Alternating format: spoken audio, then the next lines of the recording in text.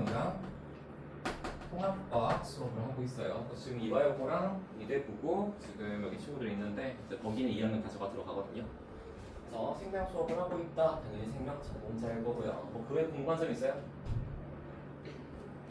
말고 없을 거 아니야, 그쵸? 자, 그러면 오늘 공부할 이 생명과학 이야기를 좀 할 겁니다. 자, 여러분들이 공부하고 있는 생명과학의 1호 개정에서 생명과학 1이라는 이름을 가지고 있던 과목이에요. 생명과학 1 내용이 이번에 개정 과정으로 생명과학으로 바뀌었습니다. 이 두 과목이 제일 큰 차이가 뭘까? 이름만 바뀐 걸까? 우선 공부 기간이 바뀌었어요. 원래 기존 선배들 같은 경우에는 1년 과정으로 배웠습니다. 근데 이제는 한 학기 과정으로 바뀌었어요. 한 학기 과정으로. 그러면 공부 시간이 반이 됐다. 그럼 내용도 반이 됐겠다. 그쵸?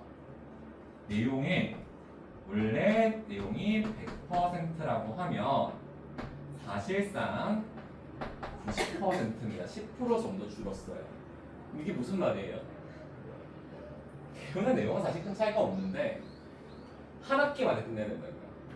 그래서 지금 교육과정 바뀌면서 이번에 학교 선생님도 첫 해였을 거 아니야. 그래서 이대부고 이화여고 같은 경우에도 학교 선생님이 진도를 나가시다가 막판에 우르르 나가거나 일부러 나가다가 일부가 그냥 시험 범위에서 제외되는 경우도 있었어요. 그 학교 선생님들도 아직까지 되게 힘들어하거든요. 선생님도 이번에 한 학기 동안 이 생명과학 진행을 하면서 토할 뻔했습니다. 진도 뺀다고. 그러면 당연히 쉽게 나오겠다, 그쵸? 아닙니다. 쉽게 나오잖아요. 이화여고 같은 경우에는 1학기 중간고사 때 난이도가 조금 있게 됐어요. 나왔고요. 이대부고 같은 경우는 조금 더 쉽게 나왔습니다. 다만 시험 범위가 많아요. 이대는. 이화는 뒷부분 거의 대부분 날렸었거든요. 거의 한 단원 날렸는데 이대는 한 단단원만 날리고 다 들어갔었어요. 그러니까 여러분들이 이 생명과학을 공부하다 보면 물리나 화학이나 지구과학이랑은 좀 다른 느낌일 겁니다. 걔들의 사실 문제 하나하나 좀 난이도가 높은 것들 많거든요. 여기는 문제 하나하나 난이도가 높은 게 아니라 내용에 실어요. 너무 많아, 할 게. 그게 너무 많아요. 그래서 여러분들이 공부를 할 때 전반적으로 넓게 봐주셔야 돼요. 확실히 내용들이 아무래도 많아지다 보니까 한 학기에 할 내용들이 예전보다 킬러 문제들의 난이도는 많이 떨어지긴 했어요. 근데 그래도 어쨌든 할 것들이 엄청 많다라고 생각을 해야 됩니다. 자, 그럼 우리가 방학 기간 동안 할 이 생명과학의 전체 내용을 다 다룰 수는 없어요. 그래서 중간고사와 기말고사에서 흔히 말하는 킬러 유형이 있어요. 이 킬러 유형들이라는 것들은 논리 추론 유형이거든요. 이 논리 추론 유형들에 대해서 다룬다라고 생각하시면 됩니다. 그래서 여러분들 여름 강의 계획서 본다라고 하면 1주차와 2주차 때 중간고사 킬러 개념을 다룬다라고 생각하시면 되고요. 3주차부터 5주차까지는 기말고사 킬러 파트를 다룬다라고 생각하시면 돼요. 그러니까 여기서 다루는 거는 전체 개념이 아니라 킬러 파트들만 다룹니다. 어쩔 수 없는 게 여름방학이 되게 짧다 보니까 이것만으로도 많이 빡빡할 거예요. 많이 빡빡할 거야. 그러니까 딱 여기 나와 있는 내용들만 가져간다고 하더라도 어느 정도 여러분 내신 준비할 때 조금은 수월할 수 있을 거예요. 괜찮죠? 수업은 뭐 우리 학원 수업 들었던 친구들은 알겠지만 오늘하고 T라서 따로 첫날이라 안 하지만 보통의 과제 풀이가 시작하면 시작이 되고요. 그리고 주간 테스트를 봅니다. 주간 테스트를 보고 진도를 나가는 과정으로 진행을 할 거예요. 다만 만약에 너무 진도가 빡빡하다 그렇다라고 하면 주간 테스트는 숙제로 나가기도 합니다. 근데 뭐 어때까지 여름 해보면 아마 5주 정도면 딱 타이탈이 맞을 거예요. 타이탈이 맞을 겁니다. 자, 과제 같은 경우에는 나중에 밴드 같은 걸로 쌤이 초대를 해서 다 관리를 해줄 거예요. 밴드랑 카톡방을 통해서 매주 수요일까지 인증하시면 됩니다. 밴드를 통해서. 자, 짧잖아요, 5주가. 밀리시면 안 돼요. 밀리면 안 돼요. 수요일까지 인증해 주시면 되고요. 테스트는 무적입니다. 누적. 1주차 때 공부한 거 2주차 때 나오겠죠. 그러면 2주차에서 공부했던 거는 3주차 테스트에도 나오겠지만 1주차 테스트, 1주차 내용도 3주차 테스트에 나와요. 그래서 계속 누적시킬 겁니다. 뭐라도 방학 때 가져가야 되잖아요. 그쵸? 전에 했던 것만 계속하면 그것만 생각나요. 근데 그렇다고 해가지고 너무 또 1주차 걸 많이 낼 수는 없잖아요. 그쵸? 이제 문제 무당수를 조금 조절해 줄 겁니다. 어쨌든 테스트는 누적으로 낼 거고요. 클리닉이 있는데 쌤이 지금 방학 기간 동안 나가는 관이 3개의 관이거든요. 그리고 방학이 좀 바빠요. 2학기 준비도 해야 되다 보니까. 그래서 여러 관을 나갈 수는 없고요. 클리닉은 매주 목요일 서대문관에서 진행을 합니다. 지금 강의실이 나오는 곳이 여기밖에 없어요. 서대문관. 3시부터 10시까지 쌤이 서대문관에 있거든요. 그래서 본인이 필요하다라고 하면 신청해서 뭐 1시간을 받든 2시간을 받든 건 자유예요. 근데 만약에 숙제가 너무 안 돼 있다, 과제를 너무 안 해온다, 그럼 그냥 부를 겁니다. 어떻게 해서든. 그래서 밑에 다 적어놨을 거예요. 안 적혀 있는 미안해요. 안 적혀 있구나. 자, 그래서 그렇게 진행을 할 거다라고 생각하시면 됩니다. 뭐 궁금한 점 있어요? 없어요? 그러면 본격적으로 수업 한번 진행해 봅시다. 생명 관련 학과 가고 싶은 친구 있어요? 생명 가고 싶어요? 왜요? 재밌을 것 같아요. 그냥 수학을 못해서 생명 관련 학과 가고 싶어요. 왜요? 좋아서요. 쌤이 석박과정 5년 과정 중에서 2년 동안 대학원까지 떼나왔었거든요. 재밌긴 한데 이거 안 맞아서 괴롭습니다. 재밌긴 해요. 뭐 하냐고요? 서세율 대학원에서 근육 노화 전공했어요. 그래서 가면 보통 전공을 살리고 싶으면 대학원 나오셔야 돼요. 그래서 보통 짧으면 대학원 석사 2년, 박사까지 하면 짧으면 5년 추가로 생각을 하셔야 됩니다. 그래서 이제 앞으로 여러분들이 어느 정도 이제 입시 과정이 바뀌면서 학과 생각도 조금씩 하셔야 돼요. 그러니까 적어도 1학년 끝날 때는 내가 뭐 정확히 뭐 생명과학과에 갈 거야는 아니더라도 바이오 쪽에 관심이 있어라든지 아니면 공대 쪽에 관심이 있어라든지 큰 틀은 있어야 돼요, 여러분들. 나중에 진로 선택 과목을 뭘 선택하냐에 따라서 대학을 갈 수 있냐 없냐가 결정이 될 거거든요. 학과 지원할 수 있냐 없냐가. 그래서 그런 것들도 좀 고려를 하셔야 됩니다. 자, 그러면 우리 1강부터 한번 펴봅시다. 자, 올판 수업이 진행될 거예요. 1강. 자, 1강 제목은 자극의 전도와 시냅스 전달이라는 내용입니다. 그래서 우리가 처음으로 배울 내용은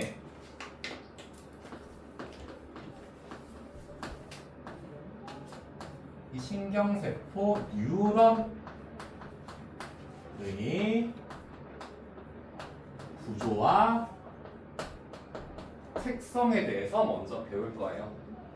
뉴런의 구조와 특성부터 한번 배울 겁니다. 자, 그럼 신경세포의 정의부터 알 수 있어야 됩니다. 신경세포. 우리가 뉴런이라고 중등급식 때 배웠어요. 자, 여러분들 통합과학 하면서 이 세포에 대해서 한번 배워봤죠? 우리 세포를 어떤 식으로 표현하기로 했었지? 혹시 기억나는 거 있어요? 구조적, 기능적, 기본 단위라는 말을 많이 씁니다. 이 용어가 되게 중요해요, 생물학에서.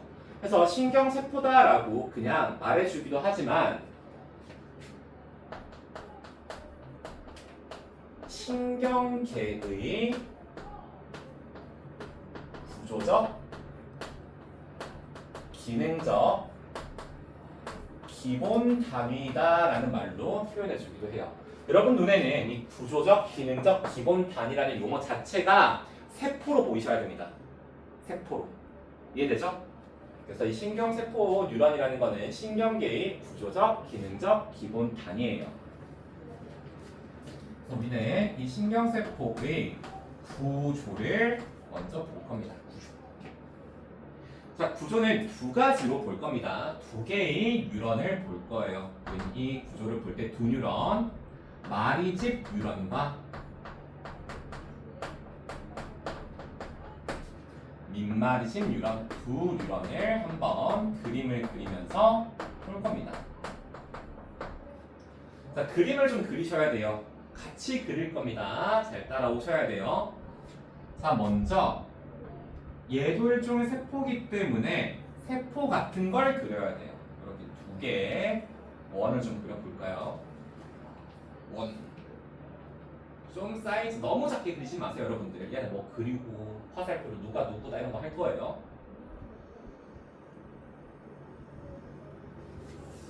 자, 이 원안의 핵을 한번 표현해 볼게요. 여러분은 딱 핵 정도까지만 그리시면 돼요.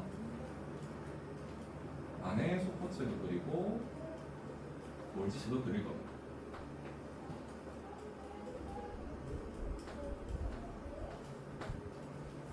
좀 이렇게 그려놓으니까 세포 같다, 그렇죠? 이게 뉴런에서 신경세포의 본체인 신경세포체라는 부분입니다.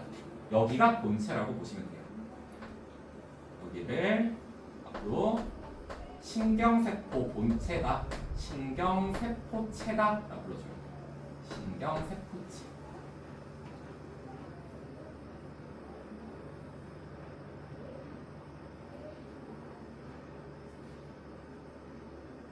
자, 신경세포체를 가만히 보면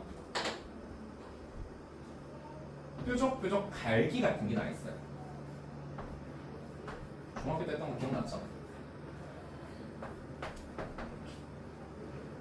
뾰족뾰족 갈기가 나 있습니다. 이걸 현미경으로 당겨서 보면 나뭇가지처럼 생겼어요. 나뭇가지처럼. 이렇게 바깥으로 튀어나와 있는 부분을 돌기라고 하거든요. 생겨 먹은 게 나뭇가지처럼 생겼다라고 해서 얘들을 앞으로 가지돌기다라고 표현을 해줄 겁니다. 참고로 이 가지돌기는 신경세포체가 만들어내는 거예요.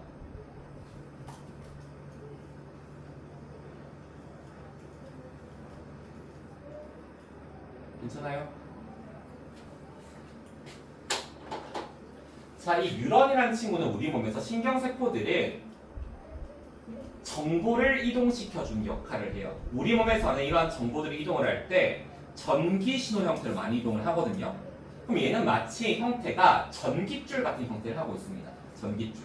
그래서 우리 몸에는 반응을 해주는 근육들과 뇌, 그리고 감각을 받아들이는 감각기관, 뭐 눈, 코, 입, 피부, 혀 같은 부분과 뇌 다 전깃줄로 연결되어 있어요. 이 신경세포로 연결되어 있다고 보시면 됩니다.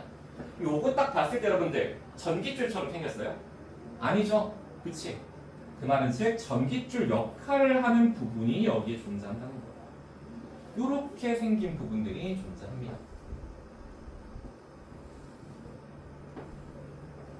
요렇게 약간 다리처럼 생긴 부분도 있고요.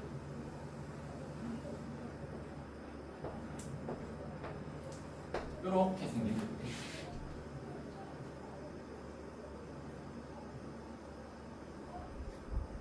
전기 신호가 이동하는 곳이에요.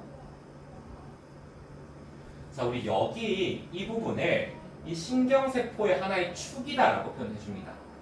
근데 이 축을 자세히 당겨서 보니까 현미경으로 밧줄처럼 생겼어요. 밧줄처럼 생긴 하나의 축이 얘 밖으로 튀어나와 있는 거예요. 그래서 우리가 얘들 명명해 줄 때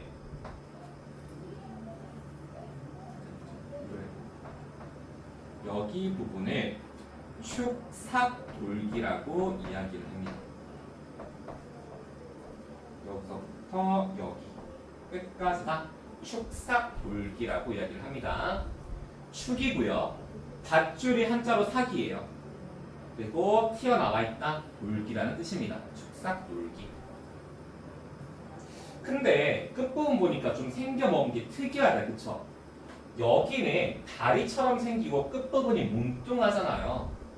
여기는 되게 중요한 기능들을 하는 부분이거든요. 그래서 우리 이 부분들 같은 경우에는 축삭돌기의 말단이다라는 이름으로 따로 불러줄 겁니다. 말단부다. 끝부분이란 뜻이에요. 끝부분이 중요한 역할을 합니다. 이렇게 두 개 그려놓으니까 똑같은 거 두 개 그린 거잖아요. 그치? 그럼 똑같은 건 두 개 그릴 필요가 없잖아요, 사실. 쌤이 쓸 때 구조가 뭐와 뭐가 있다고 했어요? 마리집 유런과 민마리집 유런이 있다라고 했습니다. 다른 말로 하면 하나는 마리집이 있는 유런이라는 뜻이고 하나는 마리집이 없는 유런이라는 뜻이에요. 둘 중 하나에 마리집이라는 친구를 말아줘야 되겠다, 그렇죠? 그래서 쌤은 오른쪽에다가 말아줄 거예요. 비엔나 소세지.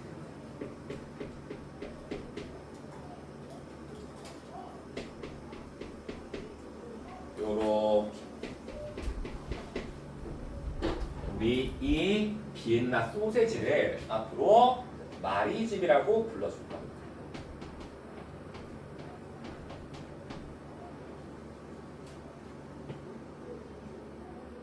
왜 이름이 마리집일까? 단면 구조 한번 볼까요? 쌤이 얘를 댕강댕강 할 겁니다. 이렇게 댕강댕강 잘라서 단면 구조를 한번 볼 거예요. 단면. 싹 잘라서 단면을 좀 간단하게 좀 그려볼게요.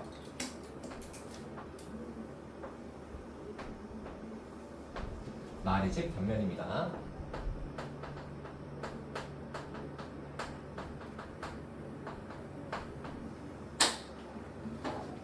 중간에는 이렇게 축삭돌기 내부가 보여요.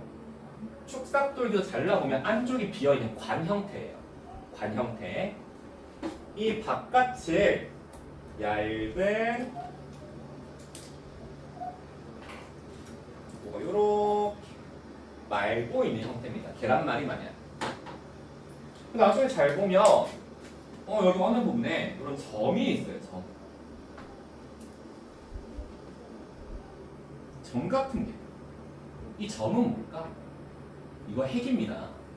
핵.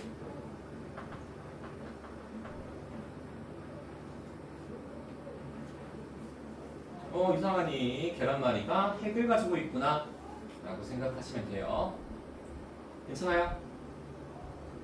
그리고 마지막 딱 한 곳만 더 할 겁니다.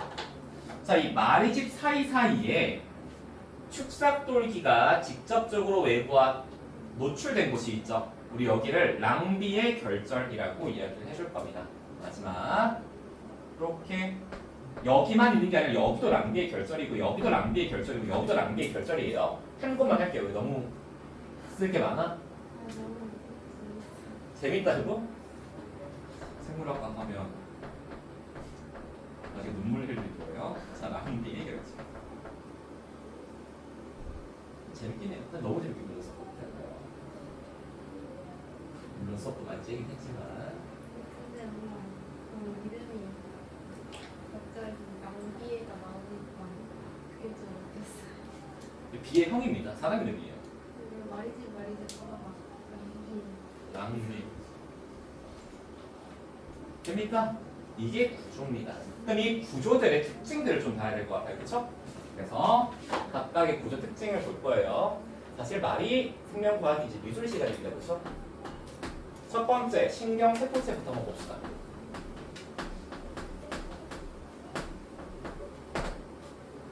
자, 신경세포체가 본체입니다. 본체. 여기가 본체예요. 자, 얘는 생명활동의 중심이다. 혹은 생명활동을 조절하는 곳이다. 라고 많이 들읍니다. 생명활동의 중심. 혹은 조절하는 곳입니다. 보시면 알겠지만 대부분의 세포 소기관과 핵은 이 안에 존재해요. 그렇죠? 핵과 세포 소기관이 존재합니다. 그러니까 있구나라고 넘어가시면 안 돼요. 이 핵과 세포 소기관이 존재하는 곳이기 때문에 물질 대사가 주로 일어나는 장소라는 뜻이기도 합니다. 물질 대사가 주로 일어나는 장소예요. 이 신경세포체는. 됩니까? 두 번째, 가지 돌기입니다. 가지 돌기. 자, 뉴런은 우리 몸에서 정보들을 신호를 이동시켜주는 전깃줄과 같은 역할을 한다라고 했어요. 자, 그럼 봐봐. 얘가 뇌에서부터 내 근육까지 쭉 연결돼 있을까요? 달락달락 있다라고 생각하면 돼. 얘들이 여러 개 쭉 연결돼 있다고. 토막. 그 말은 즉 이 뉴런에서 어떤 곳은 정보를 받아내야 되고 어떤 곳은 정보를 줘야 된다는 뜻이에요. 무슨 말인지 이해돼요? 한쪽은 받는 곳이고요, 정보를. 한쪽은 신호를 주는 곳이 됩니다. 이 가지돌기가 안테나 역할을 한다라고 생각하면 돼요. 얘가 신호를 받는 곳이에요. 근데 이 신호가 어떤 신호인지 알고 있어야 되거든요. 화학 신호입니다. 신호의 수신부예요. 수신부란 말은 준다는 거야, 받는다는 거야? 받는 것만 가능합니다. 얘는 신호를 받기만 가능해요. 그럼 얘는 어떤 신호를 받는데 얘가 받는 신호는 화학 신호입니다. 여기 위에 또 뉴런이 있을 거 아니야. 얘는 화학 신호를 받는 곳이래요. 화학 신호.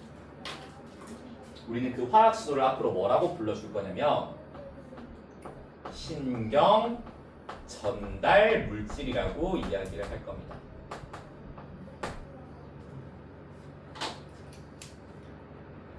됩니까? 신경 전달 물질이라는 화학 신호를 저 가지돌기가 캐치해요. 그럼 신호가 왔네 하고 전기 신호를 만들어내는 곳이기도 합니다. 우리 여기를 가지돌기라고 불러요.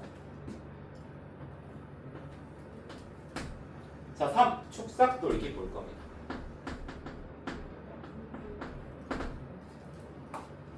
자, 이 축삭돌기는 여기서 화학 신호가 갔잖아요.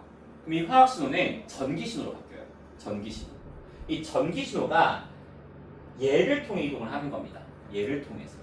그래서 이 축삭돌기는 전기 신호를 생성하고 이동시켜주는 장소예요. 좀 이따 그림으로 조금 더 과정을 더 보여줄 겁니다. 자, 여기서 전기 신호가 만들어지기도 하고요. 이동하기도 합니다. 돼요? 괜찮아요? 전기 신호의 생성과 이동이 일어나는 곳이 축삭돌기입니다. 참고로 이 전기 신호는 어떻게 만들어지냐? 얘는 이온 교환을 통해 만들어냅니다. 이 전기 신호는 이온 교환을 통해 만들어냅니다. 괜찮아요. 네. 질문 있는데요. 네. 민마리즈 뉴런에서 랑비에 저거 뺀 부분은 저 마리즈 뺀 부분을 랑비에라고 하잖아요. 말이 좀 늘어는 그렇죠? 네, 그 랑비에 뉴런이 축삭 돌기에 있는 건데 그럼 마리즈 뉴런에서는 마리즈가 없으니까 얘는 민마리즘 뉴런, 마리즘 뉴런. 민마리즘 뉴런은 따로 랑비의 결정을 말을 안 써요. 이게 민말이에요? 근데 또 위를 쓰는 이유가 민마리즘 마리즘 쓰는 것보다 마리즘 민마리즘 쓰는 게 더 좋을 것 같아요. 얘가 민말이에요? 어서 민마리즘입니다. 저거 좀 쓰세요, 여러분들. 민자가 뭐야? 민달팽이가 뭐야? 껍질이 없다는 뜻이에요. 민소매는요. 소매가 없다는 뜻입니다. 민머리는요. 머리가 없다는 뜻이에요. 그렇죠? 민은 없다의 의미예요. 제가 민마리즘입니다. 근데 질문이 민마리즈 뉴런은 축삭 돌기가 랑비에 결정 부분이라고 했지. 아니, 안 돼요. 이게 이유가 있긴 한데 마리즘 뉴런이 되게 특이하게 생겼잖아. 그래서 랑비에 형이 현미경 때려가지고 보니까 중간중간에 빈 곳이 있더라고요.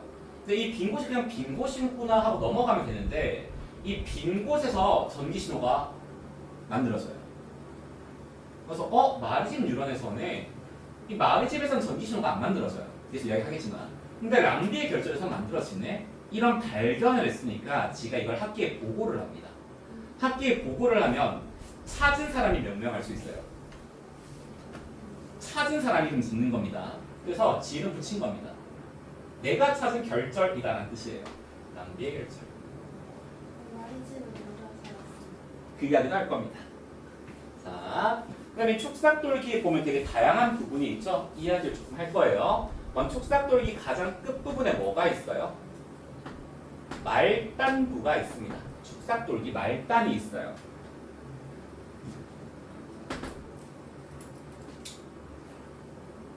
이 축삭돌기 말단에 전기 신호가 오겠죠. 이 끝으로. 그러면 전기 신호를 화학 신호로 바꿔줍니다. 이 화학 신호가 뭐라고요? 신경 전달 물질이라고요. 이 신경 전달 물질을 분비합니다. 다른 말로 하면 얘는 신호를 받는 부분입니까? 주는 부분입니까? 주는 부분이죠. 받는 부분 여기 있잖아. 그치? 신호 발송부예요. 다른 말로 하면 얘는 신호를 받을 수 있어요? 없습니다. 오로지 뭐만 할 수 있는 거예요? 주는 것만 할 수 있어요. 주기만 가능.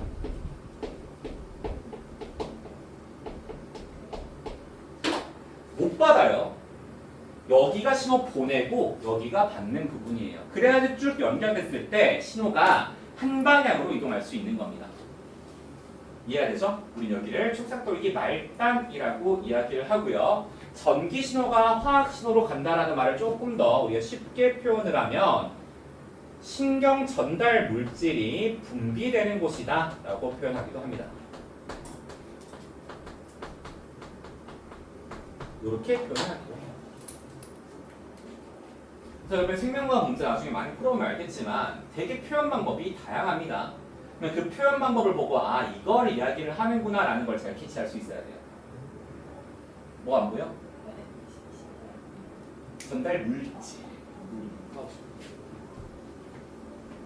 됩니까? 얘가 신경 전달 물질을 뿌리면 얘가 받는 거예요. 물론 이렇게 받진 않겠죠. 뒤에 있는 유전이 받는 거예요. 됩니까? 자, 그러면 이제 여기에 있는 마리집과 낭비의 결절 이야기를 좀 할 겁니다. 자, 마리집을 잘 보니까 얘 뭐예요? 핵을 가지고 있죠. 핵을 가진다라는 건 뭘 뜻하는 겁니까? 여기에 있는 마리집 하나하나가 뭐다? 세포다라는 뜻입니다. 이 마리집을 찾은 아저씨가 슈반 아저씨예요. 그래서 마리집은 슈반 씨가 찾은 세포다라고 해서 슈반 세포다라고 불러줍니다. 슈반 세포. 여러분도 밝히면 징지 좀 줄 수 있어요. 쌤 학교 교수님도 담배실 하나 찾아가지고 이름 짓는다고 학과에서 컨테스트 했거든요. 컨테스트 했어요. 아 공모 받는다. 좋은 게 있으면 하겠다. 그 개구리 몸에 쓰지 마세요 여러분들. 개구리 몸에서 어떠한 효소를 특이한 효소를 찾았어요. 그래서 그때 공모전 1등이 요거였어요. 프로그레이셨어요. 개구리 몸에서 찾은 미화작용을 하는 효소다라는 뜻으로 요거를 냈는 게 1등 했습니다. 근데 교수가 말이 안 듣는데 이거 안 했어요. 그래서 결국에 이제 본인이 선택했는데 물론 그것도 안 했습니다.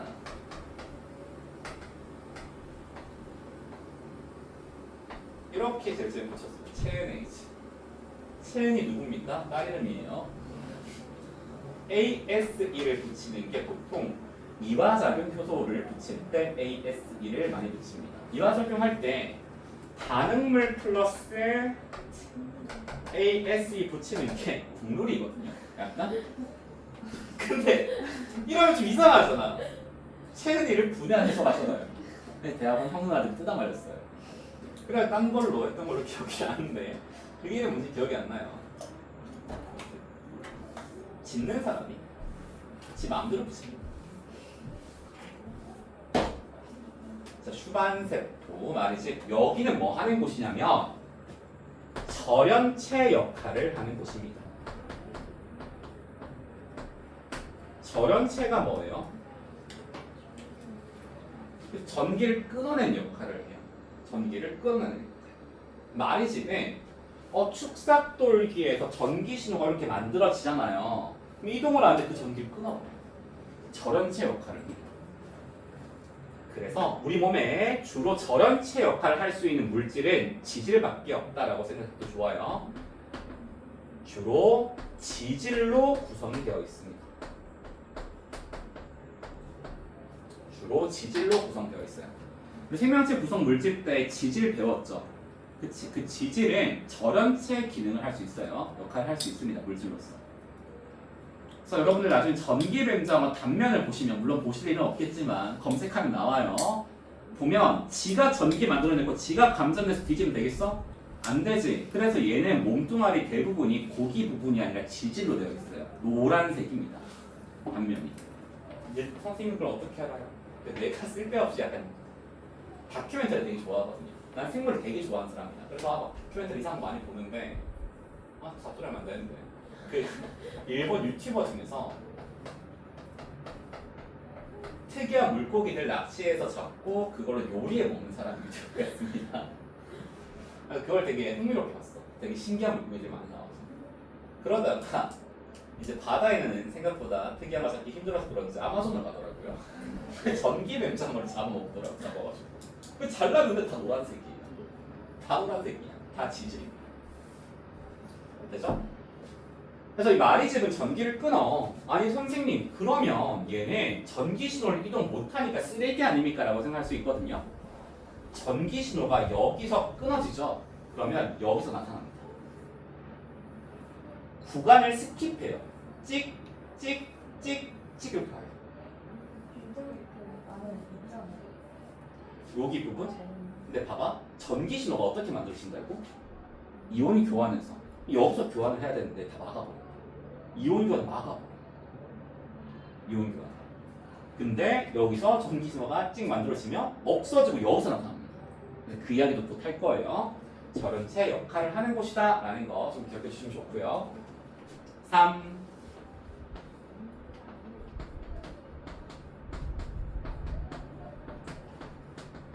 이 랑비의 결절에서는 마리심 뉴런에서 전기 신호가 나타나는 곳이에요. 이 마리심 뉴런에서 전기 신호가 나타나는 곳이기 때문에 간단하게 우리가 구조적으로 정의를 한다라고 하면 마리집 사이 공간이다 정도로 보셔도 좋습니다.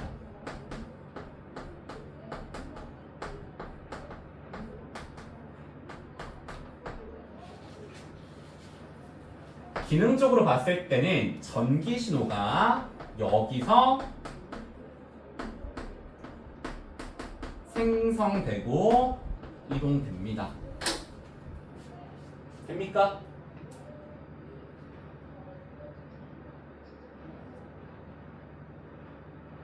괜찮아요?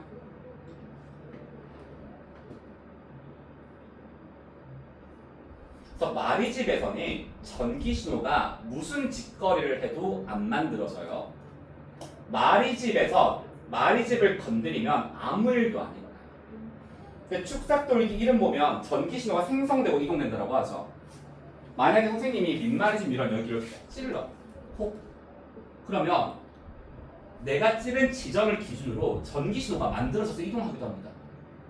폭 찌르면 전기 신호가 이렇게 이동해요. 만들어져서. 근데 마리심 이러면 마리심 폭 찌르면 아무 일도 안 일어나요. 근데 랑비의 결절 폭 찌르면요 전기 신호가 만들어져서 이동을 합니다. 점프하면서. 이해되죠? 이 부분이 나중에 내신에서 잘 나오거든요.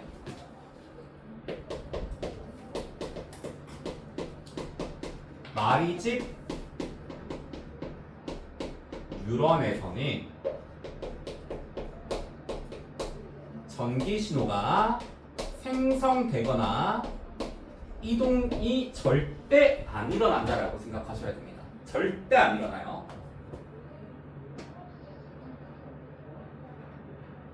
됩니까? 너무 쉽죠? 괜찮아요? 이해 안 되는 건 무조건 질문하세요, 여러분들. 안 되는 거 있어요? 이해 안 되는 거?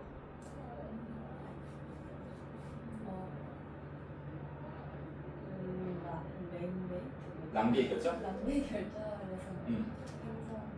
항상 여기서 안 만들어져. 왜 축삭돌이 근데 보면? 응.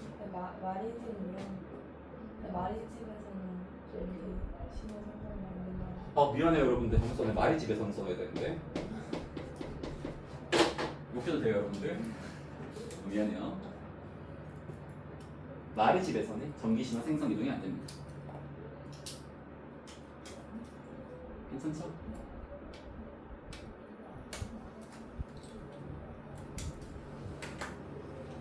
괜찮아요. 첫 번째, 이 신경세포의 구조를 봤어요. 자, 그러면 결국에 두 번째 신경세포의 기능을 우리가 간단하게만 정의를 하고 내용을 더 이어갈 겁니다. 신경세포의 기능은 결국 뭐냐? 신호 전달입니다. 이게 전부예요.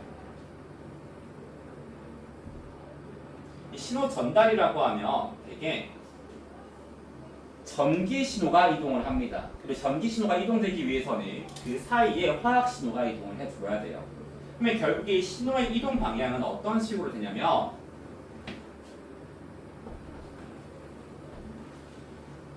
뇌에서 혹은 척수에서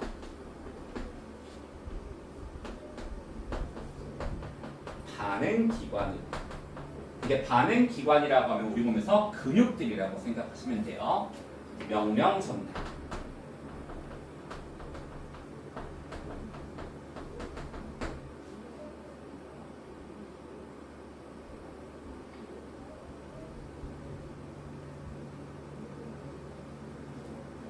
반대로 얘가 명령을 만들려면 정보가 있어야 될 거 아니야. 그치? 그 정보들은 감각기관에서 받아와요. 눈, 코, 입, 귀 이런 것들. 감각기관에서 뇌나 척수로 신호 전달, 감각 전달이 일어납니다.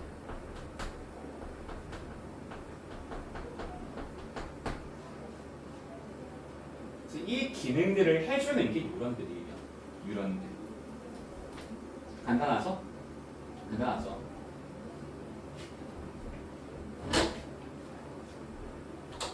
여기 내용들 좀 지우고 조금 더 적을 거예요. 자, 우린 이걸 방향성을 좀 주면서 이야기할 수 있거든요. 방향성. 자, 봐봐.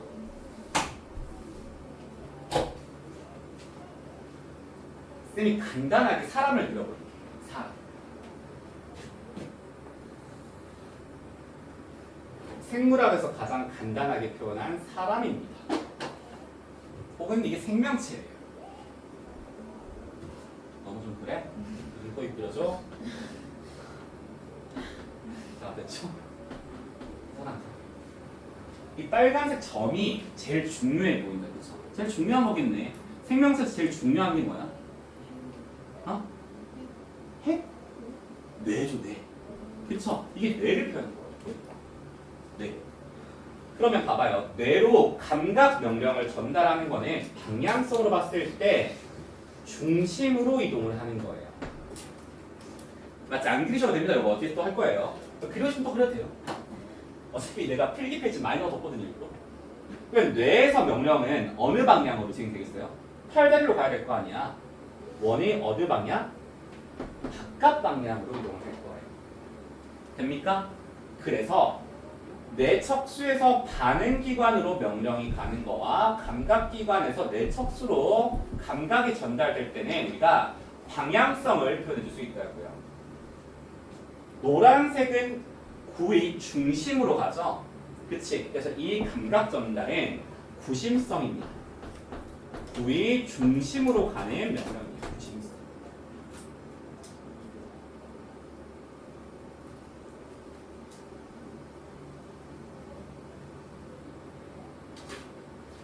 파란색은 구의 중심으로부터 멀어지지. 우리 멀리 있다를 원거리라고 표현을 하죠. 그치?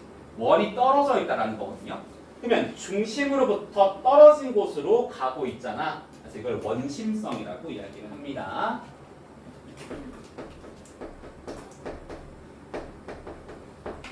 그래서 이거를 조금 방향성으로 표현해 준다라고 하면 구심성 신호 전달과 원심성 신호 전달을 해준다. 이렇게도 우리가 표현해 줄 수 있을 것 같아요. 괜찮아요? 그래서 이게 뉴런의 기능입니다. 자, 그럼 우리가 이 뉴런의 기능은 신호 전달이라고 하고 감각 신호, 그리고 명령 신호 이렇게 이동한다. 여기까지 배웠는데 정확히 신호 이동하는 방법에 대해서도 우리가 조금 더 정의를 해줘야 돼요. 그래서 우리 이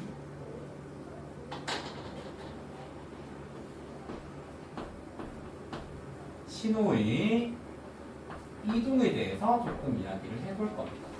신호의 이동.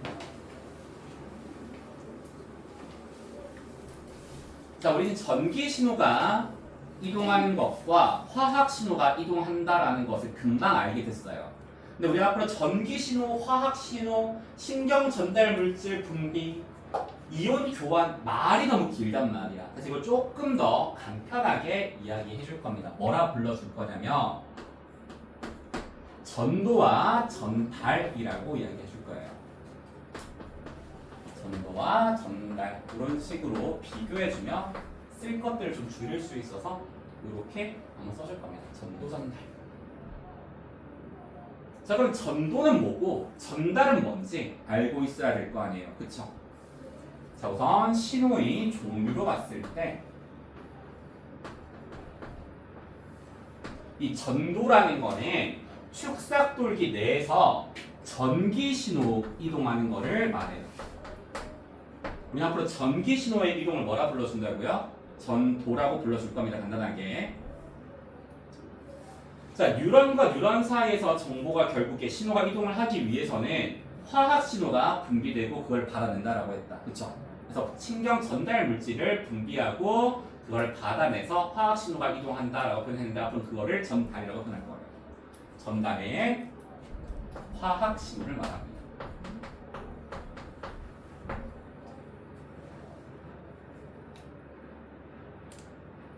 자, 그러면 이 신호의 이동 속도는 누가 더 빠를 것 같아요? 이게 전기고 얘는 물질 분비. 당연히 전기가 더 빠르겠다. 그렇죠? 얘가 상대적으로 더 속도가 빠릅니다. 빠름. 상대적으로 화학 신호의 이동인 전달은 느려.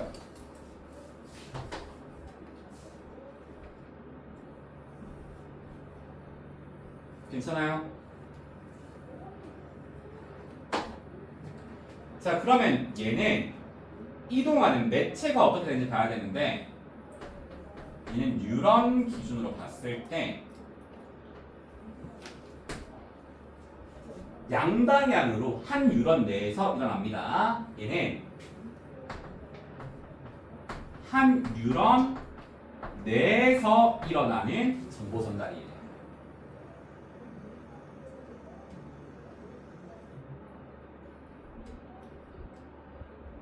이 전달은요 뉴런과 뉴런 사이에서 일어나는 신호 전달입니다. 그래서 얘 같은 경우에는 뉴런 간입니다.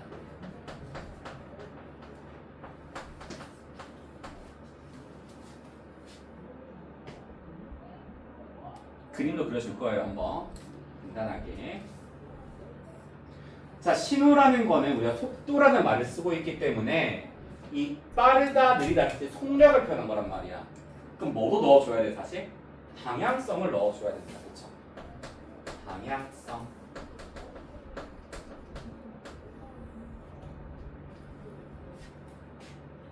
자, 전도는요 양방향성입니다. 그러니까 이 말이 좀 붙어야 되거든요. 내가 지금 하는 말은 이해를 위해서 문제풀이를 위해서 보통 내가 쓰는 말이에요. 자극점 기준.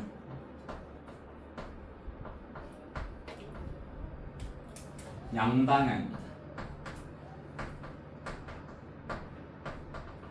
그림으로 한번 이해를 시켜줄 거예요. 전달은요 한 방향입니다. 한 방향성.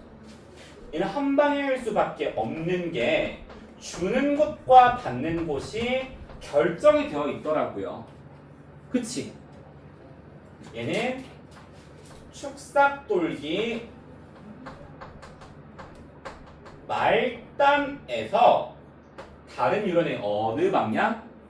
가지돌기 방향입니다. 여기서 중요한 거는 서로 다른 뉴런이어야 됩니다. 같은 뉴런 아니에요. 같은 뉴런에서 이렇게 된다라고 하면 그게 전도를 의미하는 거지. 그치? 뉴런 간입니다. 이렇게 된다는 거. 그래서 이걸 보통 이렇게 그림으로 안 그려주면 애들 많이 헷갈려 해가지고 그럼 항상 여기에 그림을 하나 그려줍니다. 그림 하나 그릴 거예요. 도식화 시킬 겁니다. 도식화 시킬 거야. 딱 쌤이 그린 거 보면 아 저게 어떤 부분을 그린 거구나 라는 게 바로바로 보일 거예요. 민말이진 일원으로 그릴 거예요.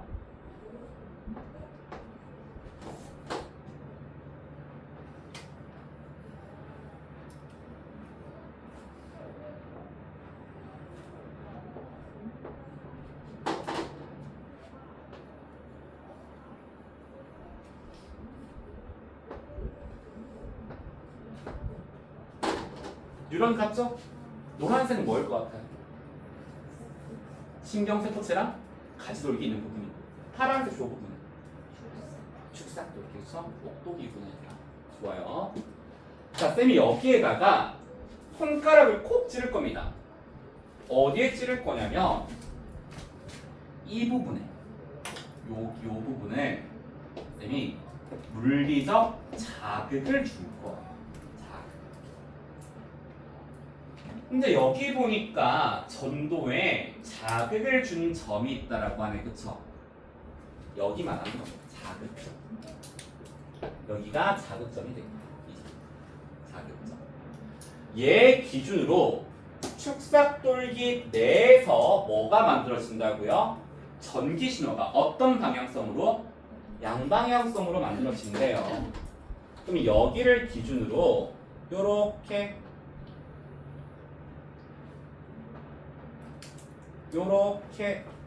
신호가 만들어집니다. 우린 이걸 뭐라 부른다고요? 전도가 일어난다라고 표현을 하는 거예요. 그러니까 전도가 일어났다. 그러면 축삭돌기 말단에서 무슨 일이 일어난다고요? 전달이 일어난다고요. 어느 방향으로? 가지돌기 방향. 화학 신호가 이렇게 분비가 돼요. 안 찍으셔도 돼요. 이걸 우리가 전달이라고 이야기해요. 그러면 전달받으면 그 다음 뉴런에서 또 뭐가 일어나요? 이 방향으로 또 전도가 일어나는 거예요. 무슨 말인지 이해돼요? 콕 찌르면 전기 신호가 찡 하고 이동한다. 그럼 끝부분에서 전기 신호가 닿으면 뭐가 일어난다고요? 전달이. 그럼 얘가 화학 신호를 받으면 다시 전도가 찡 하고 일어난다. 무슨 말인지 이해됩니까? 괜찮아요? 자, 그럼 봐봐. 선생님 여기 신경세포체가 있는 방향으로도 전기 신호가 갔잖아요. 그러면 여기로도 전달이 일어나겠네요 라고 생각하는데 돼요? 안 돼요? 안 됩니다. 여기로는 전달이 안 됩니다. 그래서 전달은 무슨 방향성이라고 표현한다고? 한방향성이라고 표현한다고요. 요렇게밖에 못 가요. 근데 전도는 어때? 내가 축삭돌기를 자극을 해서 전기신호를 만들어내면 양쪽으로 이동한다고요. 그래서 자극점을 기준으로 양방향성이라고 표현하는 겁니다. 일반적인 경우에는 어떻게 만들어지겠어요? 그냥 이렇게 만들어지겠지. 한방향성. 근데 자극을 준다라고 하면 양방향성으로 만들어지는 거예요. 무슨 말인지 이해됩니까? 그래서 요 그림이 여기 내용들을 보여주는 그림이다라고 생각하시면 돼요. 괜찮아요? 자, 그럼 두 번째. 이 마리즘 뉴런과 민마리즘 뉴런은 생겨먹은 게 다르지. 그치? 그렇게 만든 이유가 있을 거 아니야. 만든 이유가. 그래서 그 이유에 대해서 좀 공부해 볼 겁니다. 민마리즘 뉴런의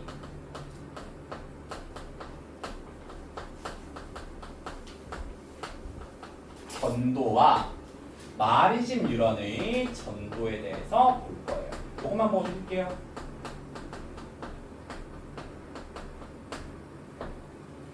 자, 결국에 어떠한 구조체가 세포에 달려 있다라는 거는 그 구조체가 어떠한 특징이나 기능을 나타내니까 있는 거라고요. 그쵸? 그 차이가 마리즘인데 마리즘은 어디에 붙어 있어요? 축삭돌기에 붙어 있지. 그러면 결국에 이 마리집이 전도에 영향을 미친다는 겁니다. 전도에. 그러면 이 마리집 뉴런의 전도와 민마리집 뉴런의 전도가 어떻게 다른지 그림 형태로 좀 그리면서 알아볼 거예요. 사실 미술 시간에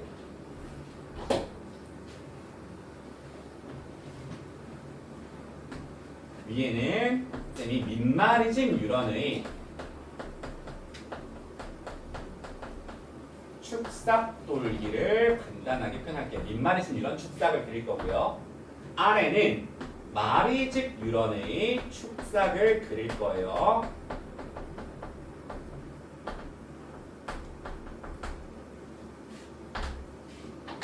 자, 아까 파란색으로 그렸으니까 파란색으로 표현해볼게요.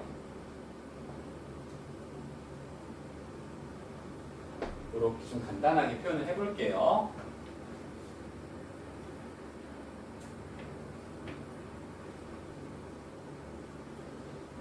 자, 아래도 그리긴 해야 되겠다, 그쵸? 근데 여기는 뭐를 감싸줘야 돼? 마리집을 감싸줘야 될 것 같아요. 마리집을 그려볼게요. 있는 소세지. 있는 소세지. 있는 소세지. 세 개만 그릴게요. 중앙에 그리고 싶었는데. 자, 그리고 쌤이 무슨 짓거리를 할 거냐면 같은 지점에 물리적 자극을 줄 겁니다. 같은 지점에 물리적 자극을 줄 거예요. 여기에다가 자극을 줘볼까? 자극.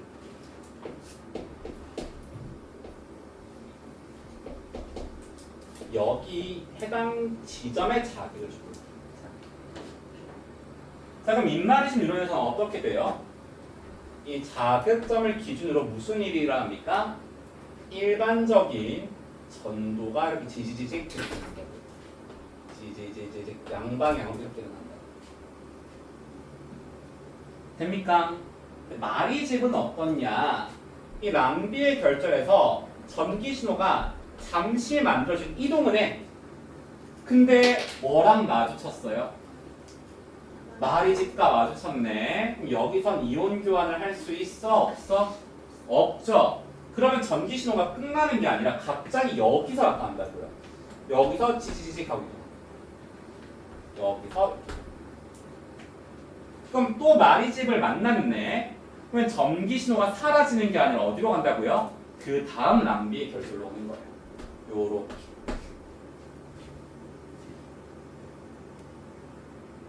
선생님 이게 어떻게 가능합니까? 단백질이 그렇게 되어 있습니다. 근데 여기는 사실 내가 원리를 몇 번 설명을 해주니까 애들이 울더라고요. 그냥 그렇구나 하고 정말 궁금하면 나중에 따로 설명해 줄게요. 여기는 구간 스킵이 일어나요. 근데 과학자들이 보기엔 이게 어떻게 보이냐면 여기 있던 전기 신호가 여기로 점프한 것처럼 보여요. 그래서 이게 점프 신호라고 하면 좀 그렇잖아. 도약했다라고 표현합니다. 한글로는. 여기서는 전기 신호가 요렇게 점프해서 요렇게 점프해서 왔다. 요렇게 점프해서 왔다라고 표현을 합니다. 됩니까? 그래서 우리가 민마리집 뉴런에서 축삭돌기에서의 전도를 그냥 일반적인 전도라고 표현을 해요. 그럼 얘의 전도도. 마리집 뉴런에서는 좀 특이하니까 일반적인 전도라고 표현을 해줄 수도 있겠지만 보통 어떻게 표현한다고요? 점프한 전도, 도약 전도라고 표현한다고요. 이 둘의 속도를 비교하면 누가 더 빠를까? 쉽게 생각하면 여러분들 전도는요 넷플릭스 켜놓거나 유튜브 켜놓고 빨리 앞으로 가기 안 누르고 쭉 영상 다 보는 겁니다. 근데 얘는 구간 스킵한다고 했죠. 계속 누르는 거야 앞으로 가기. 앞으로 가기. 계속 누르는 거예요. 그럼 그 부분이 스킵 되잖아요. 그치? 그럼 당연히 얘가 더 빠른 거예요. 전도 속도는 누가 더 빠르다고요? 마리집 뉴런이 더 빠릅니다. 이게 생각을 해보면 간단한데 사실 세포 하나라는 걸 유지하려면 돈이 들어요. 쉽게 생각하면 돈이 들어. 민마리집 뉴런은 봐봐요. 신경 따라 들지 마. 요렇게 생겼죠. 실제 세포 부분 이거밖에 없어요. 세포 하나 유지하는데 든 돈만 내면 얘를 유지할 수가 있어. 근데 마리집 뉴런은 어때요? 여기 있는 이 비엔나 소시지들이 다 뭐라고요? 하나하나가 세포라고요. 그럼 얘네 사실 세포 몇 개로 구성이 되어 있는 거야? 4개로 구성된 거거든. 그럼 세포 4개 구성하는 돈을 줘야지 얘가 유지가 돼. 그럼 굳이 얘를 돈 더 내가면서 유지하는 이유가 뭐겠어요? 신호를 더 빨리 이동시키는. 그래서 마르집을 달아놓는 거다라고 생각하시면 됩니다. 괜찮아요? 괜찮아? 미칠 것 같아? 하나는 또 1시간이 지났어요. 시간 빠르죠? 그래서 우선 여기까지 좀 정리를 했고요. 10분 쉬었다가 뒤에 내용 추가적으로 좀 더 할게요. 그러면 이 신호 전달 이동할 때 영향을 주는 게 저것만 있을까? 마르집의 유무만 있을까? 아니거든요. 3 신호 이동에 영향을 미치는 요인들 볼 거예요. 자, 당연히 첫 번째로 볼 거는 마리집 유무입니다. 요거는 했으니까 그냥 말로 가름할게요. 마리집 유무 정도 적어서 했으니까 그냥 넘어갈 거예요. 두 번째,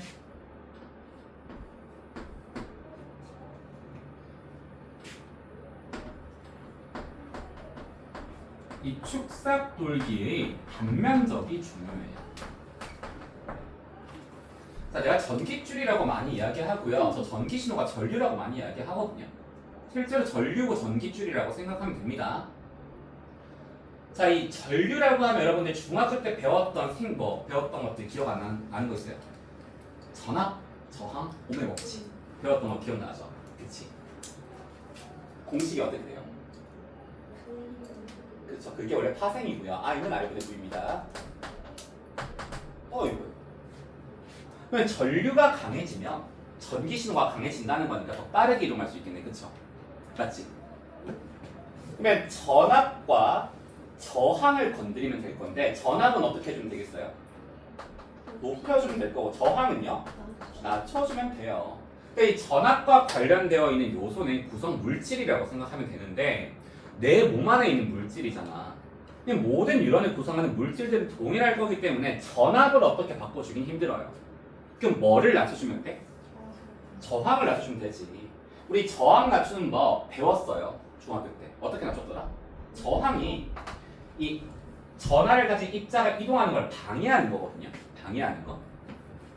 그러면 길이 좁으면 전하를 가진 입자들이 이동하기 쉽겠어? 어렵겠어? 어려워요. 그 단면적이 어떻게 돼야 돼요? 넓어야 돼. 단면적이 넓으면 저항이 감소합니다. 따르지 마세요. 맞죠? 또 길이가 짧으면 저항이 감소해요. 맞죠? 그냥 구성 물질도 있을 텐데 구성 물질은 다 똑같은 물질일 거고요. 근데 여러분들 똑같은 유런을 비교해야지 길이가 다른 유런을 비교하고 있으면 안 될 거 아니야. 그쵸? 그러면 결국에 같은 길을 가야 되는데 신호를 빨리 이동시켜 주려면 뭐를 하면 돼요? 축삭돌기의 단면적을 늘리면 됩니다. 무슨 말인지 이해되죠? 그래서 단면적이 증가하면 뭐가 감소하고 저항이 감소하고 그렇게 되면 전도 속도가 어떻게 된다고? 그렇죠. 전도 속도가 증가한다라고 불러주시면 돼요. 그럼 애들이 이런 질문도 많이 하거든요. 손상님, 단면적이 작은 데다가 마리집을 말면 어떻게 되나요? 그런 멍청한 짓은 우리 몸에서 하지 않습니다. 기본적으로 마리집 유런들 자체가 민마리집 유런보다 단면적이 더 두꺼워요. 일부러 그렇게 만들어 두는 겁니다. 일부러 작은 곳에다가 마리집을 다는 그런 멍청한 짓은 우리 몸에서 안 해요. 그런 문제는 되게 안 나온다고 보시면 좋습니다. 되죠? 자, 그러면 같은 길이를 이동을 해야 되는데 어떻게 하면 신호를 더 빠르게 이동시켜 줄 수 있냐 혹은 천천히 이동하냐, 이 뉴런들이 연결되어 있는 걸 신경이라고 합니다. 신경을 구성하는 뉴런의 수 또한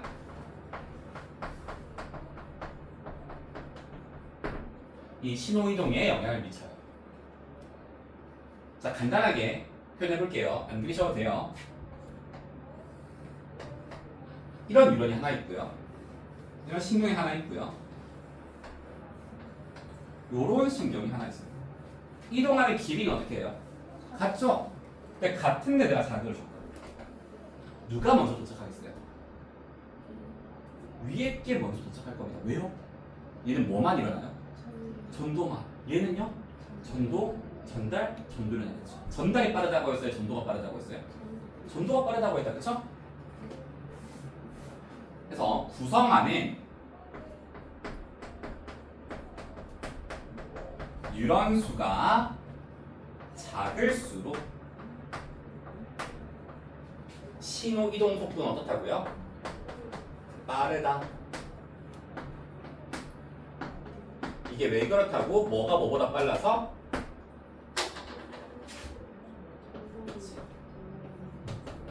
전도가 전달보다 빠르기 때문에 그래요.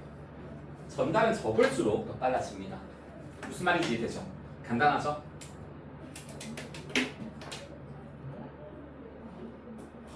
요거 세 가지 합쳐가지고 막 뉴런들 깔아준 다음에 누가 더 빠르냐 이런 거 비교하는 게 기본 문제로 나오기도 하거든요.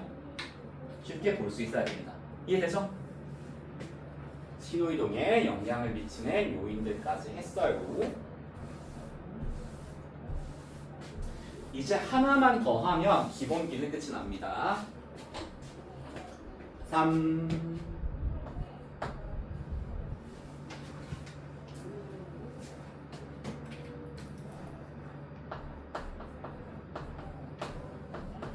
신경계에서의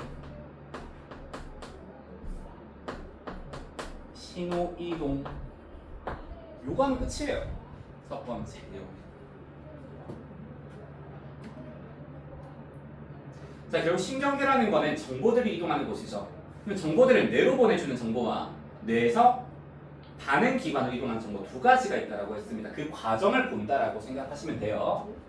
자, 제일 먼저 감각기관부터 그려야 될 겁니다. 그냥 네모로 그릴게요. 눈, 코, 입기를 그려주니까 애들 개판으로 그려가지고 그냥 이렇게 쓸 거예요. 감각기관. 이 감각기관이라고 하면 뭐가 있다고요? 눈, 코, 입, 귀, 피부 같은 것들이 있습니다.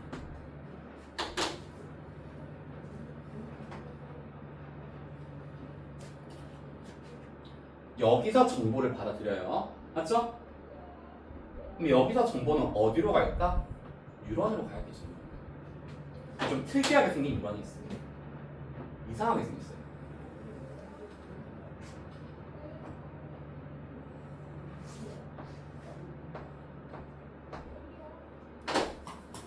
요렇게 생긴 뉴런이 있습니다. 뉴런이 이렇게 생겼어요.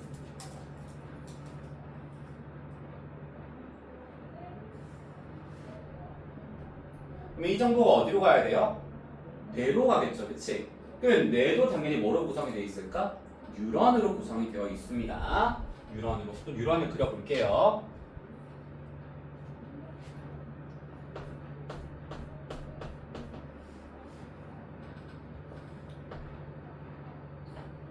뉴런으로 이렇게.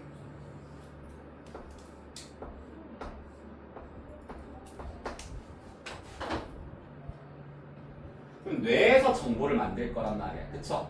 그럼 뇌에서 만든 정보는 또 어디로 보내줘야 돼? 이제 명령 만들어서 반응기관으로 보내줘야지. 그치? 반응기관을 또 그릴 거야. 반응기관도 예전에 팔 그림을 그려주니까 너무 못 그려서 네모로 가름할 겁니다. 반응기관. 반응기관들은 대부분 다 근육이에요. 반응기관과 연결된 뉴런을 그려야 되겠다, 그렇죠?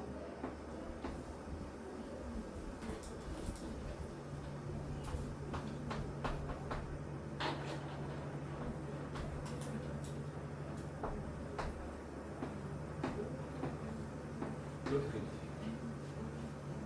됩니까? 디테일을 조금만 더 추가해 줄게요. 외부 정보는 빠르게 뇌로 가야 되겠다, 그치? 그러면 우리 여기에 뭐 달아주면 좋을까? 마리지. 좀 가세요.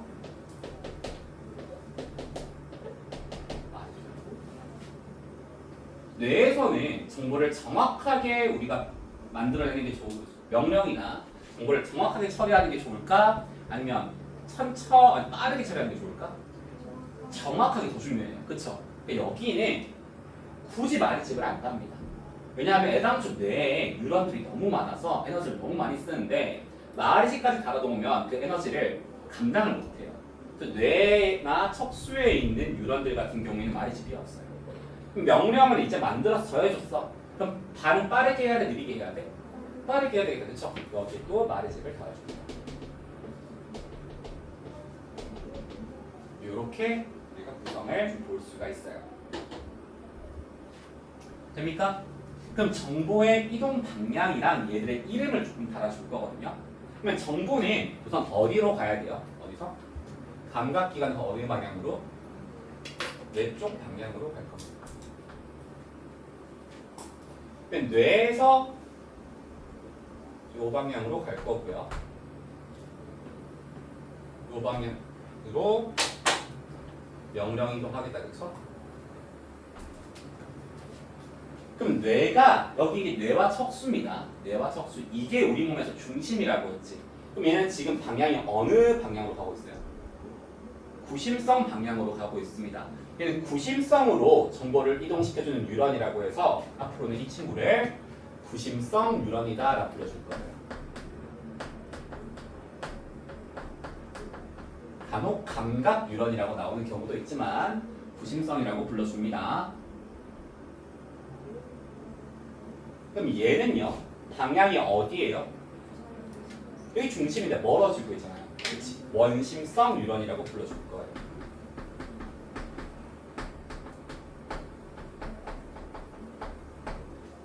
그럼 얘는 뭐 하는 친구야?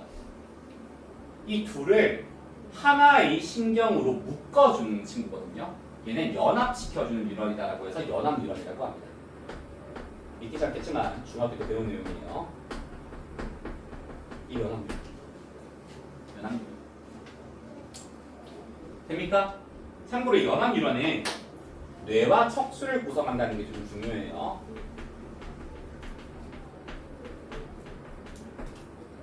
여러분들이 이 모양을 보고 누가 누군지 알아맞추실 수 있어야 됩니다.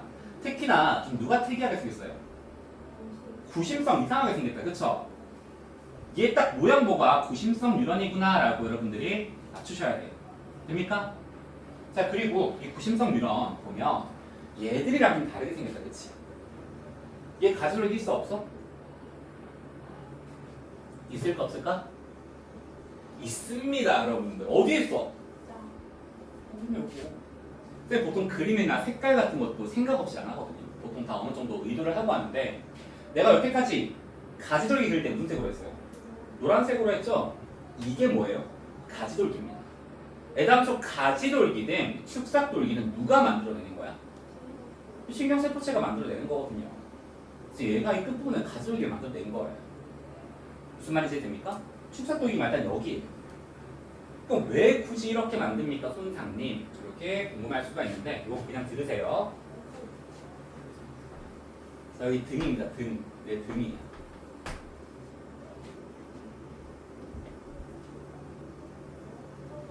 지금 이화여고 수업, 이화여고 물리, 지학 누구 배워요? 누가 배워요? 대학생한테? 자, 선생님 등입니다. 근데 선생님 등에 있는 이 구심성 뉴런들은 병신이라서 이렇게 나는 나는 이상하게 생긴 게 싫어. 내 등에 있는 이 구심성 뉴런들이 이렇게 생겼어. 근데 대화원 쌤이 내 등에 모기가 붙은 거야.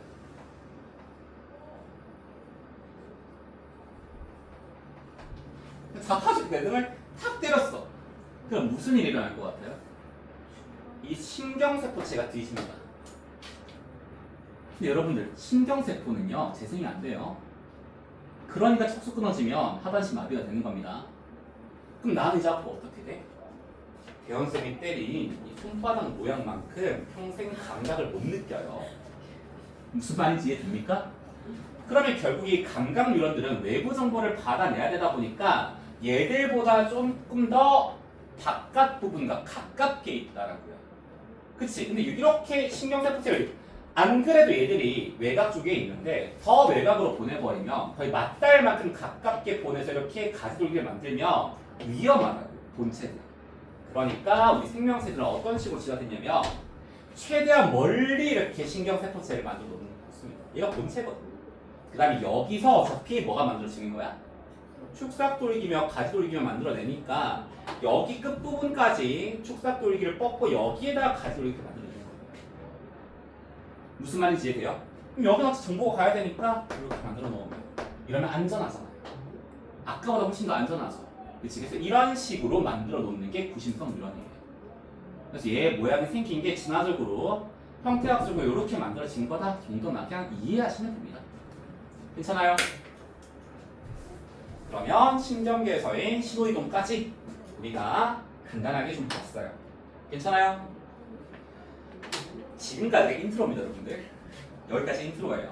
그럼 우리가 더 궁금한 거는 그래서 전도와 전달이라는 이 과정들은 정확히 어떻게 일어나냐?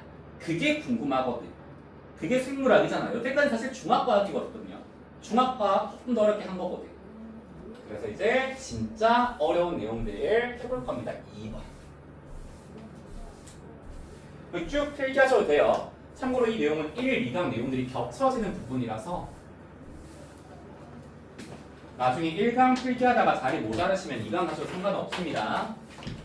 2.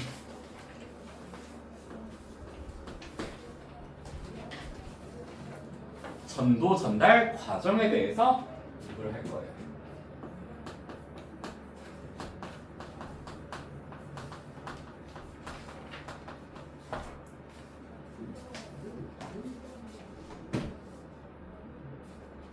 전도 전달 과정에 대해서 한번 볼 겁니다.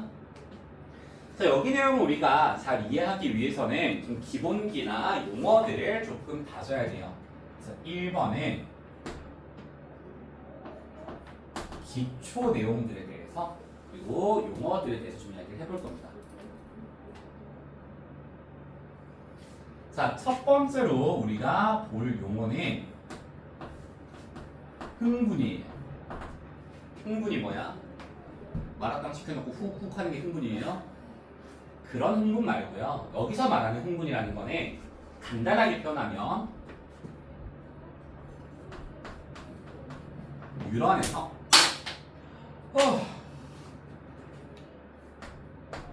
뉴런에서의 전기적 변화다라고 생각하시는 거예요. 그러니까 전기 신호가 만들어지는 거를 흥분했다라고 하는 거예요. 그래서 흥분의 이동이라고 하면 전기 신호 이동이 어떻게 되는지 말하는 거구나 라고 이해하시면 됩니다. 괜찮아요? 두 번째, 역치라는 말이 있습니다. 역치. 이 말을 우리가 쉽게 이해하기 위해서는 그냥 기준이라고 생각하시면 돼요. 기준. 자, 여러분들은 지금 엄청나게 많은 자극 사이에 놓여 있습니다. 그쵸? 내 목소리라든지 불빛이라든지 에어컨 바람 소리라든지 엄청나게 많은 자극들이 여러분들한테 들어오고 있거든요. 여러분 이 자극들을 다 인지하고 있어요? 인지 못합니다. 예컨대 지금 선생님 곧 이거 밑에거든요. 그러면 안에 되게 작은 얇은 실들이 있을 거 아니야. 그럼 내가 움직일 때마다 이 실들이 날 간지럽힐 거야. 맞지? 그럼 내가 수업하다 갑자기 간지럽다고 이라고 수업해요? 안 하잖아. 그쵸? 그런 작은 자극들은 내가 못 느껴요. 왜냐면 이런 작은 자극까지 다 내 뇌로 정보를 이동시키면 뇌가 과부하 걸려요. 생존에 불리하거든. 그래서 우리 뉴런들은 자체적으로 너무 작은 자극들을 걸러내요. 그러니까 노이즈 캔슬링 해버리는 거예요. 그래서 그거를 역치라는 기준으로 삼습니다. 역치는 기준입니다. 그래서 우리는 역치 이상의 자극만 정보로서 받아들여요. 신호로 받아들입니다. 이해가 되죠? 역치라는 말이 있어요. 역치. 3. 막전이. 막전이. 되게 중요한 말이에요. 엄청나게 나올 겁니다. 자, 결국에 중요한 거는 외부 신호들이 전기 신호로 바뀌어가지고 결국 이동한다는 거예요. 물론 뉴런과 뉴런 사이에서는 전달이 일어나긴 하지만 메인이 되는 거는 전도예요. 따라붙지 마세요. 이렇게 돼 있거든.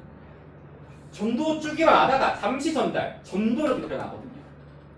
무슨 말인지 이해되죠? 그래서 전도가 메인이라고 보시면 됩니다. 자, 이건 막전이라는 건 뭔데? 이 전도에서 되게 중요한 용어인데요. 이거는 축삭 돌기 막 혹은 생체막 외부와 내부의 전위, 조금 더 우리 친숙한 용어로 표현을 하면 전압입니다. 전위차입니다. 전압차. 이게 워딩으로 보면 잘 이해가 안 돼서 쌤이 간단하게 그림으로 표현을 해줄게요. 자, 이 축삭돌기라는 것도 이 신경세포체의 일부분을 쭉 빼서 늘려서 만드는 거라고 했죠. 얘는 다 세포막입니다. 생체막이에요. 그럼 선생님이 이 축삭돌기를 한번 단면에 간단하게 이렇게 표현해 볼게요.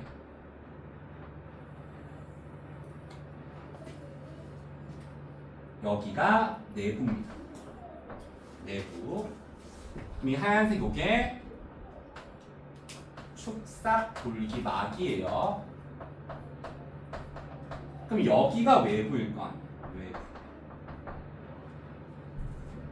우리가 이 전기적 특성을 보기 위해서 이 내부와 외부의 전압을 한번 측정을 해봅니다. 전압을. 그럼 전압은 어떻게 측정을 하냐? 외부와 내부의 차이로 봐야 돼요. 그래서 이 내부에 이걸 측정할 수 있는 침이 있거든요. 반에. 여기 꽂아 넣고요. 외부에서의 전압을 또 이렇게 측정을 합니다. 이 반을 가지고. 그러면 여기에는 뭐가 뜨냐면 이 내부와 외부의 전압 차이가 떠요. 전압 차이. 근데 실제로 이 외부 같은 경우에는 실제 값이 약 몇으로 할까? 100mV라고 칩시다. 아니다, 너무 크다. 미안해요, 여러분들. 높여도 돼요.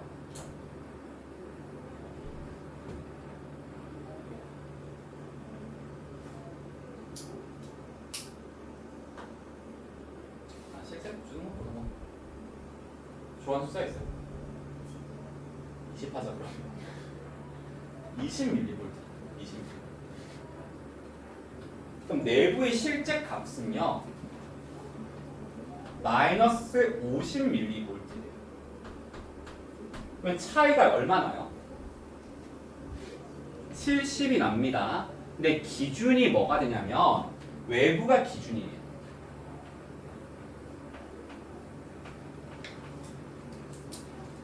외부를 기준으로 내부를 측정하는 겁니다. 자, 그러면 여기에 그 차이가 뜨겠지. 플러스 70으로 뜨겠어요? 마이너스 70으로 뜨겠어요? 마이너스 70. 그래서 이렇게 마이너스 70mV입니다. 이렇게. 됩니까? 무슨 말인지 이해돼요? 그래서 우리가 이 내부의 막전위를 측정을 해가지고 이 값들이 어떻게 변하는지 볼 겁니다. 어떻게 변하는지. 이 변한다는 거는 이 내부에서 전기적 성질이 변한다는 거고 전류가 흐른다는 뜻이거든요. 그래서 이 막전위를 통해 가지고 전도의 과정을 볼 거예요. 됩니까? 자, 그럼 이 전도라는 거는 우리가 어떻게 만들어진다라고 했더라? 무슨 교환을 통해서? 이온 교환을 통해서. 그래서 4. 물질 수송 이야기를 조금 할 겁니다.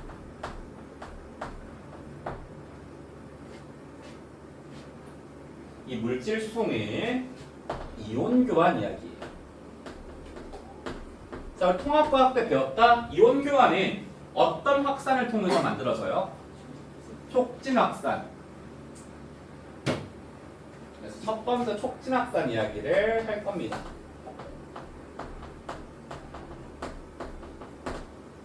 자, 촉진 확산이라는 거는 물질이 어떤 농도에서 어떤 농도로? 고농도에서 저농도, 많은 데서 적은 데로 가는 거예요. 물질은 에너지를 추가적으로 안 주면 자기가 가지고 있는 이 입자 운동, 이 열 에너지를 통해서 많은 데서 적은 데로 가요. 많은 데서 적은 데로. 그래서 얘는 에너지 사용이 있어요, 없어요?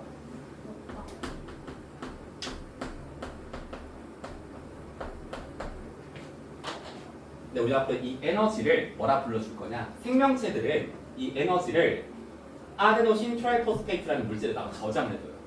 근데 이거를 다 쓰기 너무 힘들다, 그쵸? 아데노신 3인산이라 부르거든요. 그래서 ATP라고 줄여서 부릅니다. 앞으로 생명체에서 사용하는 에너지들은 다 ATP다라고 생각하시면 돼요. 얘는 ATP를 쓰지 않습니다. 물질이 막단백질을 통해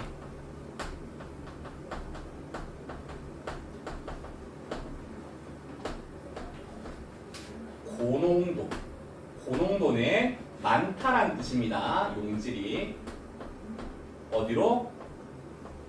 저농도로 확산되는 거예요.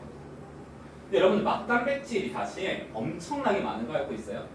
대학 가면 막단백질만 연구해서 그거 전공해가지고 교수님 하시는 분이 계세요. 실제로 막단백질의 종류가 미친 듯이 많아요. 기능도 다양하고요. 근데 이렇게 촉진 확산에서 사용되는 막단백질들 있죠. 그 중에서 우리는 일부들 보통 다른 이름으로 불러줍니다. 우리 이 막단백질들을 통로 단백질이라고 불러줘요. 줄여서 그냥 통로다라고 많이 불러줍니다. 통로. 중요한 거는 이 통로는 다 전용 통로예요. 예컨대 이게 통로래, 통로 단백질이래. 여기에 스모가 있어요. 그러면 나만 나갈 수, 니들 못 가. 니들 끝나도 못 나가. 나만 나갈 수 있어요. 무슨 말인지 이해됩니까? 나만 나갈 수 있다고 여기. 나는 못 들어가요. 다 전용 통로가 있습니다. 통로는 되게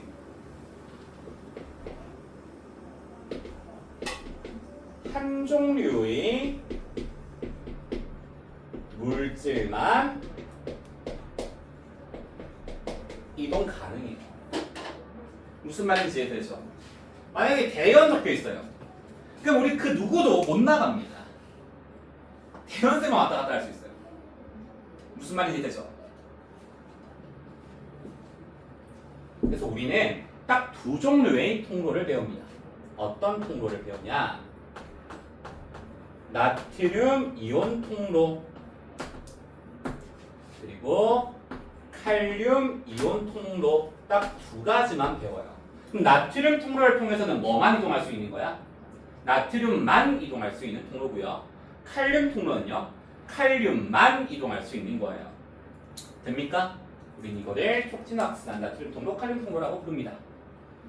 자, 그럼 물질들은 항상 고농도에서 저농도로 가야 되나요, 손상님? 아닙니다. 반대로도 갈 수 있어요. 능동수송입니다.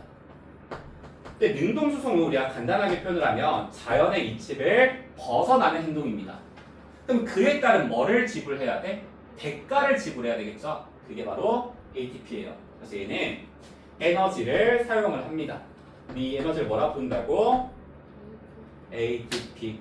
앞으로 ATP를 사용을 해야 됩니다. 그러면 막단백질을 통해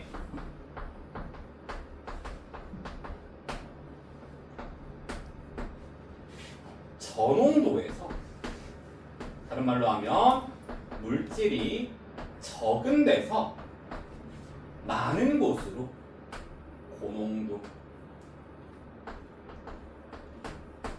이동할 수 있어요. 그럼 얘도 막단백질인데 이런 기능을 하는 막단백질들은 다르게 불러줘야 되겠다. 그쵸? 얘를 우리가 펌프라고 부릅니다. 펌프 여러분 다 뭔지 알죠? 이 펌프 요거 하면 우리가 힘을 써서 튜브에다가 바람을 넣어주는 거잖아. 튜브에 바람이 많이 있을 거 아니에요. 바깥보다 밀도로 봤을 때. 근데 힘을 써서 더 넣어준다고. 더 고밀도. 이해됩니까? 그래서 우리 이것도 펌프라고 불러줘요. 진짜. 펌프 단백질인데 그냥 펌프라고 불러줍니다. 그럼 펌프를 통해서 물질이 이동하는 방향을 보면 어디가 고농도고 어디가 저농도인지 알 수 있는 거예요. 딱 한 종류 배웁니다. 펌프는. 나트륨, 칼륨 이온 펌프를 배워요. 그 말은 얘는 두 물질을 동시에 능동 수송시켜 주는 거예요. 나트륨을 어떤 농도에서 어떤 농도로? 저농도에서 고농도로. 칼륨을 어떤 농도에서 어떤 농도로? 저농도에서 고농도로 이동시켜주는 단백질입니다. 이해돼요? 그래서 여기 있는 내용들이 앞으로 계속 용어로 나올 거예요. 개념들이랑. 이해되죠? 그래서 이 부분들까지 해가지고 다음 주에 전도 과정을 끝내는 걸 목표로 하는데 아마 못 끝낼 겁니다. 그래서 엄청나게 다를 거예요. 괜찮아요? 자, 여기까지 하고 오늘 수업은 마무리할 거예요. 숙제는 쌤이 톡방 나중에 초대해가지고 공지해 줄 겁니다. 맞춰서 하시면 되고요. 가능하면 수요일까지 끝내세요. 알겠죠? 질문 있으면 쌤이 보통 새벽 4시쯤 자요. 빨리 자면. 요즘에 한 5시쯤 자는데 그때까지 놀고 있는 게 아니라 되게 일하고 수업 준비하고 있거든요. 영상 편집하고. 그러니까 그 전이면 언제든 편하게 연락해서 물어보세요. 알겠죠? 고생했습니다, 여러분들.